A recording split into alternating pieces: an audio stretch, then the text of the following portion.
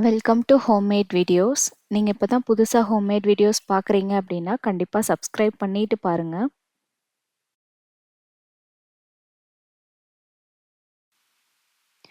இப்போ இது வந்துட்டு ஒரு 10 மாசத்துலருந்து ஆ குழந்தைங்களுக்கு குடுக்கக்கூடிய ஒரு கிச்சடி தான் நம்ம வந்து பார்க்க போறோம்.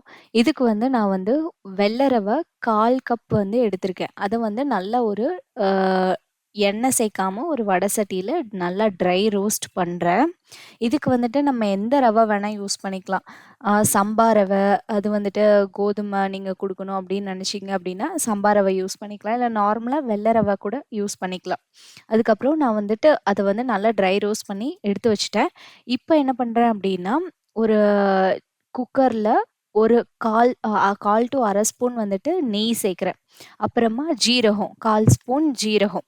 கண்டிப்பா சீரகம் வந்துட்டு ஆட் பண்ணணும். ஏன்னா, அவங்களுக்கு டைஜஷனுக்கு அது வந்துட்டு ரொம்ப நல்லது. ஒரு 2 சின்ன வெங்காயம் பொடி பொடியா கட் பண்ணி சேர்த்துருக்கேன். அதே மாரி ஒரு 2 பூண்டு, அதே மாரி பொடி பொடியா கட் பண்ணி அதையும் ஆட் பண்ணிக்கிறேன். அதுக்கப்புறமா ஒரு 1/2 தக்காளி, அதையும் பொடி பொடியா கட் பண்ணி அதையும் ஆட் பண்ணிக்கிறேன்.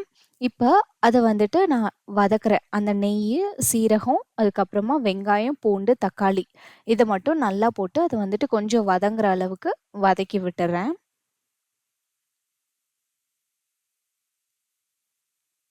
இந்த டைம்ல நான் வந்துட்டு 1 கேரட் வந்து துருவி எடுத்திருக்கேன். அந்த கேரட் வந்து ஆட் பண்ணிக்கிறேன். அதுக்கப்புறமா ஒரு 4 பீன்ஸ் வந்துட்டு பொடி பொடியா கட் பண்ணி வச்சிருக்கேன். அதையும் ஆட் பண்ணிக்கலாம்.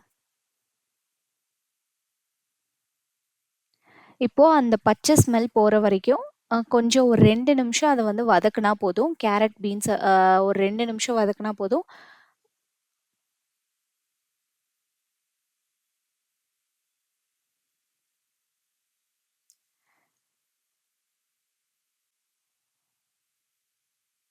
இது வந்துட்டு குழந்தைங்களுக்கு அவ்ளோ நல்லது.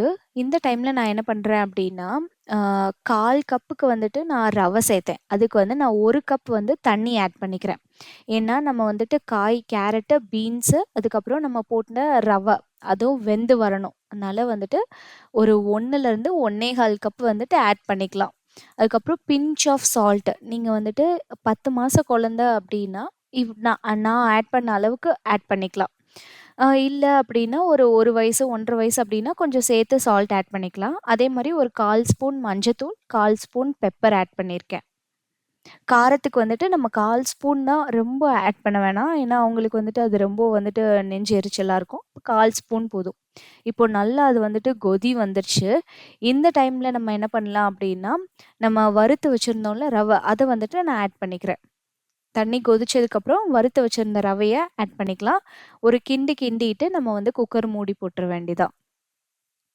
இப்போ இது மாரி குடுத்தோம் அப்டின்னா, பசங்களுக்கு வந்துட்டு நம்ம காய்கறி குடுத்த மாரியும் ஆச்சு, டைஜஷனுக்கு எல்லாமே குடுத்த மாரியும் ஆச்சு. இதுக்கு பதிலா சம்பா ரவை யூஸ் பண்ணோம் அப்டின்னா, இன்னும் நல்லது. இப்போ குக்கர் மூடி போட்டாச்சு. இதுல வந்து 3 விசில் வரணும். 3 விசில் வந்தோனே, ஸ்டீம் இறங்குனோனே ஓப்பன் பண்ணிர்லாம். இப்போ ஸ்டீம் இறங்கியாச்சு. இப்போ ஓப்பன் பண்ணி பார்ப்போம். ரவ நல்ல கன்சிஸ்டன்சில குழந்தைங்களுக்கு ஈஸியா சாப்பிடுற மாரி நல்ல கன்சிஸ்டன்சில ரெடி ஆயிருச்சு. கேரட்டு, பீன்ஸும் நல்லா வெந்து வந்திருக்கு. இது வந்து ஒரு பவுல்ல மாத்திக்கலாம்.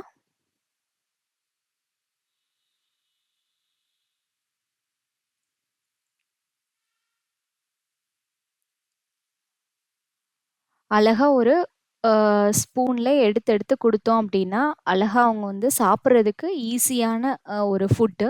ஈஸியாவும் டைஜஸ்ட் ஆகக்கூடிய ஒரு ஃபுட்டு. கண்டிப்பா அத வந்து ட்ரை பண்ணி பாருங்க. Thank you. கண்டிப்பா சப்ஸ்கிரைபும் பண்ணிக்கோங்க.